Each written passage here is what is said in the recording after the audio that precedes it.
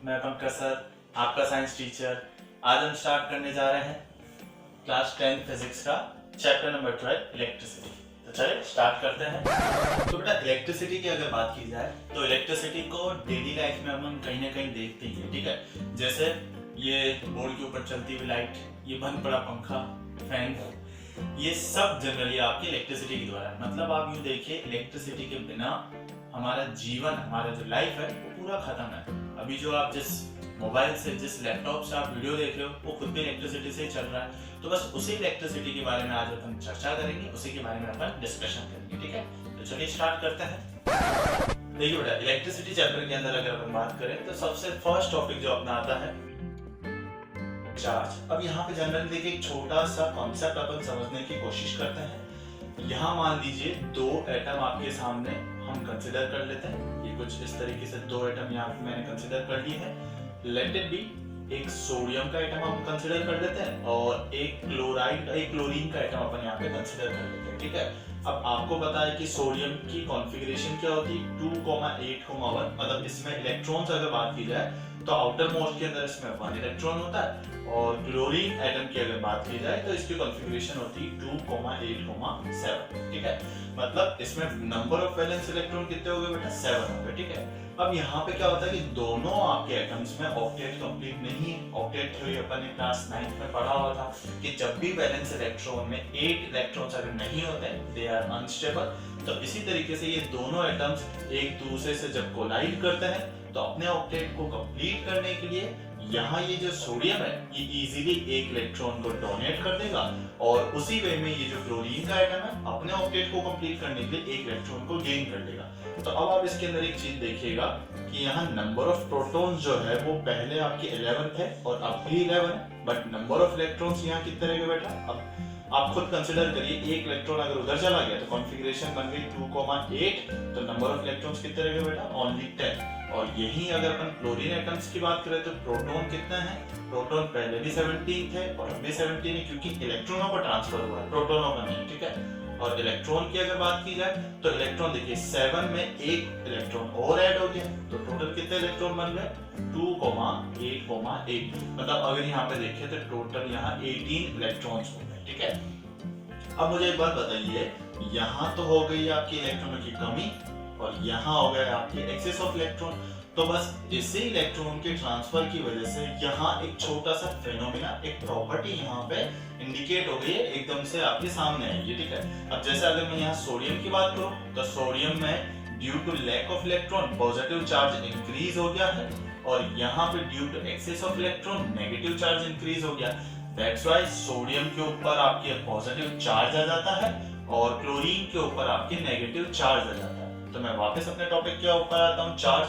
तो बेटा चार्ज क्या होता है, चार्ज जब भी दो एटम्स, या यूं बोले जब भी किसी रिएक्शन में जब इलेक्ट्रॉन्स एक दूसरे को ट्रांसफर होते हैं, तो बस उसी रिएक्शन के दौरान, ये देखिए मैं केमिस्ट्री से रिलेटेड ही बता रहा हूँ, आप यहाँ पे किसी भी वे में, जैसे मान लीजिए कोई कंडक्टिंग वायर है, उसमें भी जब आपके कोई इलेक्ट्रॉन फ्लो करता है आपके, तो बस उन्हीं इलेक्ट्रॉनों की वजह से आपके यहाँ दो टाइप के चार्ज इंडिकेट होते हैं। जहाँ पे इलेक्ट्रॉन्स कम होते हैं वहाँ पॉजिटिव चार्ज, और जहाँ इलेक्ट्रॉन ज्यादा होते हैं वहाँ नेगेटिव चार्ज क्रिएट होता है, ठीक है। तो चार्ज दो टाइप, पॉजिटिव और नेगेटिव।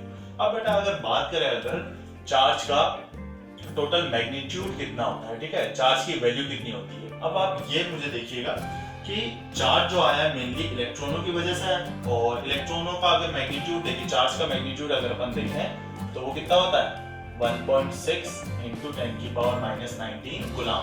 और यहाँ पे जो C मैंने लिखा है कूलम, वो इस चार्ज का SI यूनिट होता है।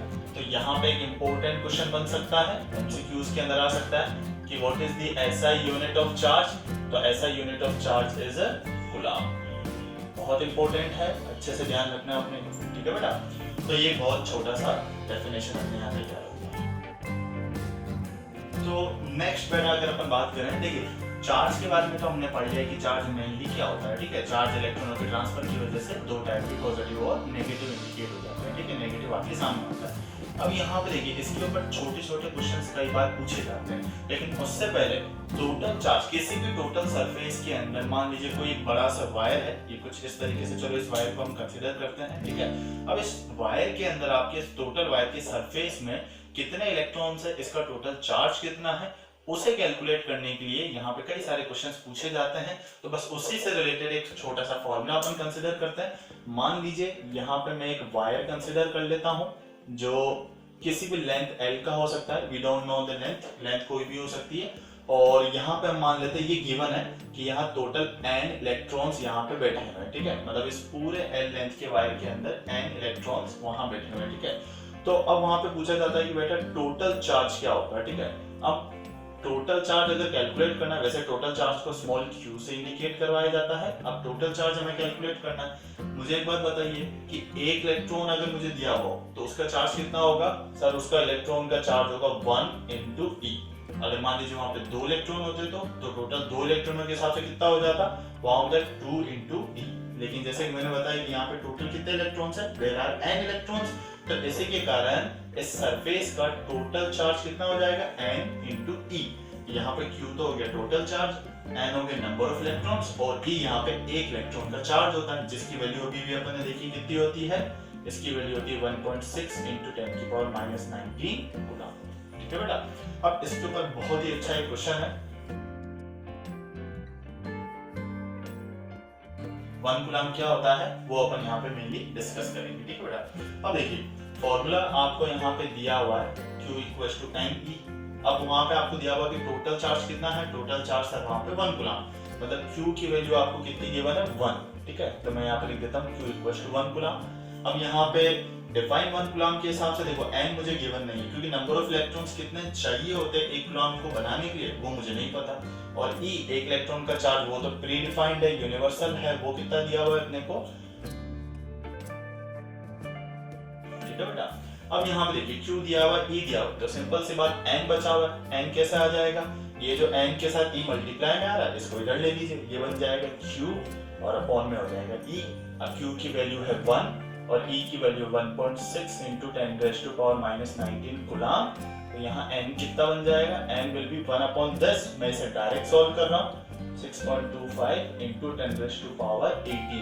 मीनिंग जब भी किसी लेंथ या यूं बोले जब भी किसी वायर के अंदर, किसी भी सरफेस के अंदर अगर इतने इलेक्ट्रॉन्स मौजूद हैं तो उसका टोटल चार्ज कितना हो जाएगा बेटा, उसका टोटल चार्ज आपके 1 कूलम होगा, ठीक है। That is the define of the 1 coulomb.